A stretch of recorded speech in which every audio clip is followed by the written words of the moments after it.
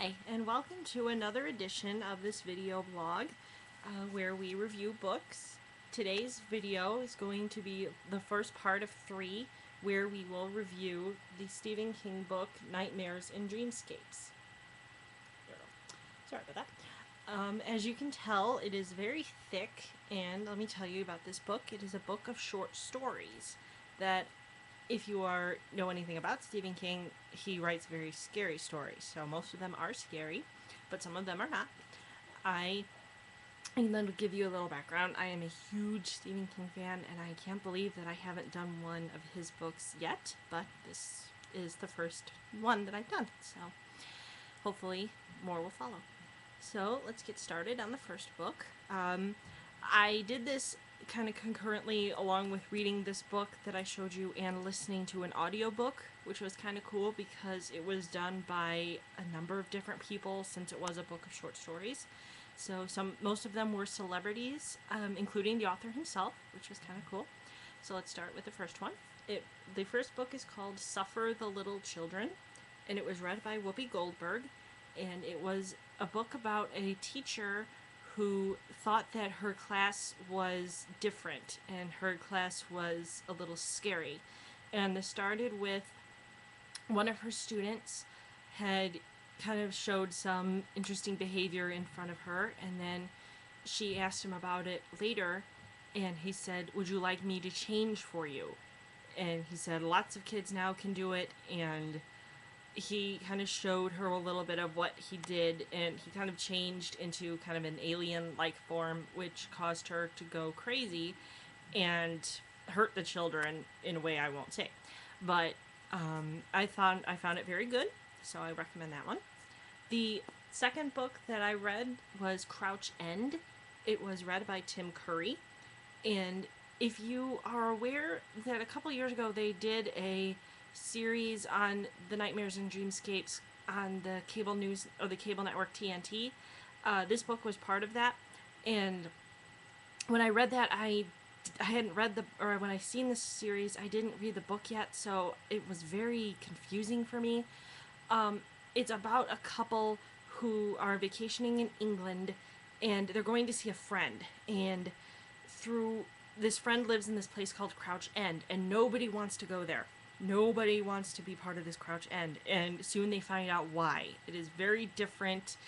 There are a lot of weird creatures in it, and kind of like deformed people in it, and there's a whole bunch of things with cats, and but that was one of those that I didn't really like that much, but it's a very supernatural story, so if that's what you're into, I would recommend that.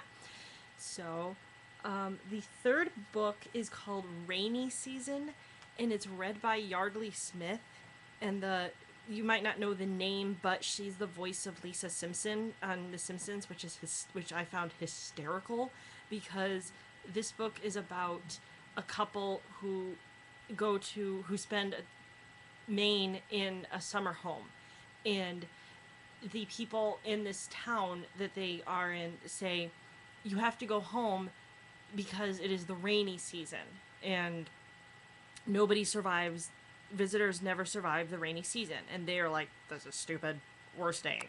So what happens is this rainy season entails these frogs that are rained down. This town rains down frogs that they eat them, and they eat people that stay in these houses. And so what I found was really funny was, like I said, it was read by Yardley Smith, so imagine Lisa Simpson reading a story about man eating frogs. So I recommend that book. That was fun.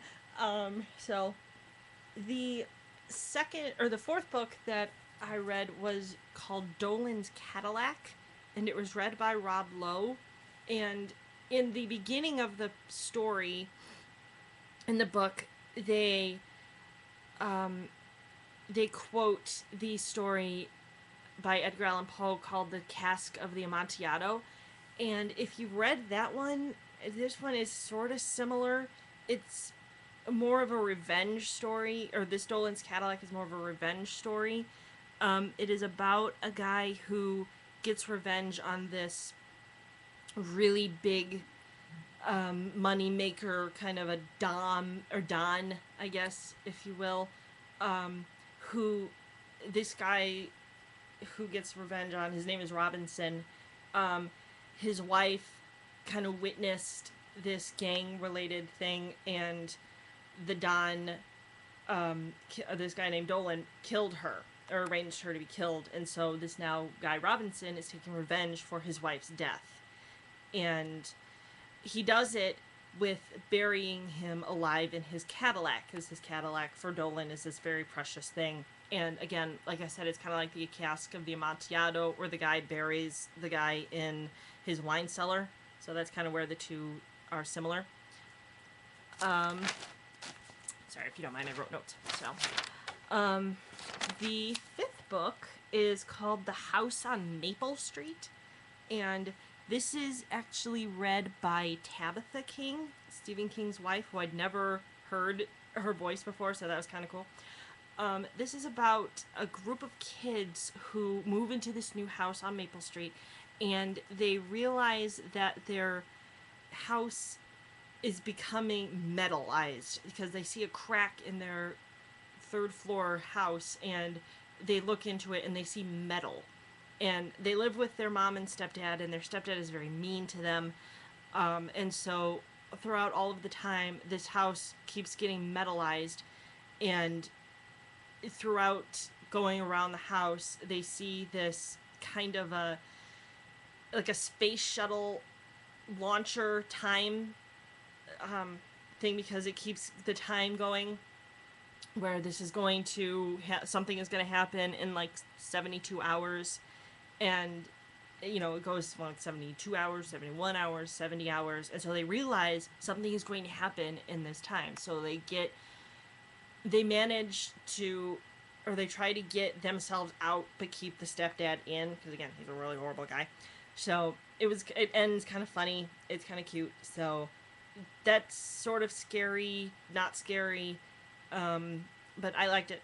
So the next one is called Omni's Last Case.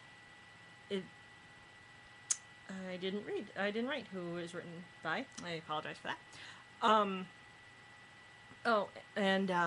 It is about a character called Clyde Omni, who is he's a detective, and he starts doing this case, but then he realizes that a person named Sam Landry, realized that this person named Sam Landry actually created the Clyde Omni character. So Clyde realizes that he's a character in a book, and Landry wants to stop writing about him, and actually live his life. So they switch places, because that could really happen. And Omni realizes that he lives in Sam Landry's world, which is like this world today, and Sam Landry lives in Omni's world, which was in the 1940s. So it was very interesting. Kind of sad a bit, because again, if you realize you're just a character and not a real person, that's kind of saddening. So I recommend that one. The last two are kind of similar. The first one is called Head Down, and that was written or read by the author. It was a nonfiction story about his son Owen's baseball or little league team in. Did I have a year? No, I didn't.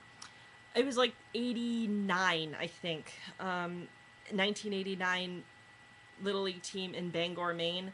Excuse me about that. And just about how his son's little league team won a victory. And the last one was called Brooklyn August, and that one was a little hard for me to understand because it's also a baseball story, but it's written as a poem, which I thought was kind of cool. So I recommend that one too. So hopefully there will be more to come in another second edition of this book, where I will be talking about other books in this longer series. So I hope you enjoyed my video, and happy reading.